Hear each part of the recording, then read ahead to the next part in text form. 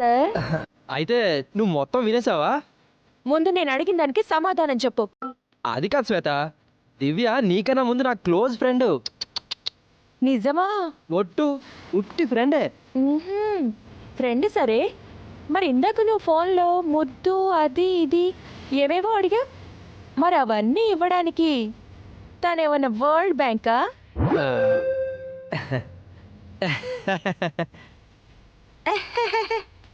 ఎక్కిలించుకో, గుర్రం సైకిల్ ఇచ్చినట్టుగా ఉంది. మరి అసలు ఏంటంటే శ్వేత, ఏంటి? దివ్య నన్ను మర్చిపోలేకపోతుందంట. అందుకని అందుకని అప్పుడప్పుడు ఫోన్ చేసి మర్చిపోమని చెప్తున్నాను అంతే. నువ్వే ఫోన్ చేసి మాట్లాడుతూ మళ్ళీ మర్చిపోమంటే ఎలా మర్చిపోతుంది? ఏది ఆ ఫోన్ అంటే నేను మాట్లాడతాను. దేనికి? తిడతావా? అయ్యో, తిట్టడమా? భలేవాడి బాజు. దివ్య అంటే ఎవరనుకున్నావు? నా పీడకలను దూరం చేసి నీ పిడకల వేటను మాయం చేసి నన్ను ఈ ప్రేమ పిశాచి బారి నుంచి విముక్తి ప్రసాదించే దేవత. అంటే నాకేమీ అర్థం కాలేదు. ఏముంది, దివ్యతో మాట్లాడి నిన్ను అసలు మర్చిపోవద్దని, నా సంగతి పూర్తిగా మర్చిపోమని, నిన్ను ప్రేమిస్తూనే ఉండమని చెప్తాను. అదే మాయ రోగం. ఇది రోగం కాదు బాబు, త్యాగం. ఎలాగూ నా వల్ల నీకు ఎలాంటి సంతోషం లేదు కదా, అందుకే నిశ్శబ్దంగా తప్పుకుంటాను. ఆ దివ్యక చేతిని నీ చేతిలో పెట్టి నేను ఒంటరిగా అలా అస్తమిస్తున్న సూర్యుడి వైపు నడుచుకుంటూ వెళ్ళిపోతాను. అస్తమిస్తున్న సూర్యుడి వైపా? లేకపోతే నన్ను ఏడిపిస్తావా? నేను రావడం చూసి కావాలని చాటుకెళ్ళి ఆట పట్టిస్తావా? నిన్ను నిన్ను నిన్ను శ్వేత ఆపు, లేదంటే నీ చేతులకు అందిపోతాయి. నేనుండగా ఇంకో దాని వైపు కన్నెత్తి చూసినా చంపేస్తాను. నువ్వు ఉండగా నాకు ఇంకో గర్ల్ ఫ్రెండ్ ఎందుకు? ఎవరైనా ఒక కొరువు ఉండగా ఇంకో కొరువు కావాలని కోరుకుంటారా? మళ్ళీ మళ్ళీ మొదలెట్టావు నువ్వు. శ్వేత, శ్వేత ప్లీజ్. నిన్ను ఆగు. అంటావా? చెప్పు. శ్వేత ఆగు. అరవింద్,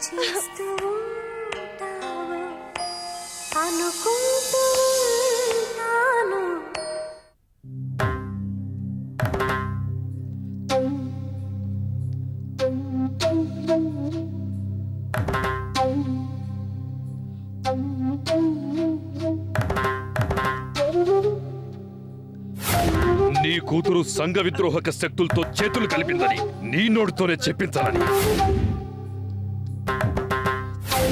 సరిగ్గా 20 ఏళ్ల క్రితం మీ అమ్మాయి పుట్టగానే ఎల్ఐసి పాలసీ చేయించారు, గుర్తుందా?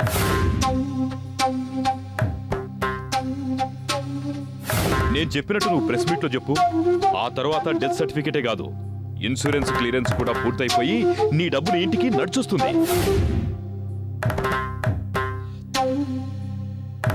మీ నిజాయితీ అక్కని బతికించలేకపోయింది నాన్న, కానీ మీరు మనసు చంపుకుంటే వచ్చే డబ్బు చెల్లికి చూపు తెప్పిస్తుంది.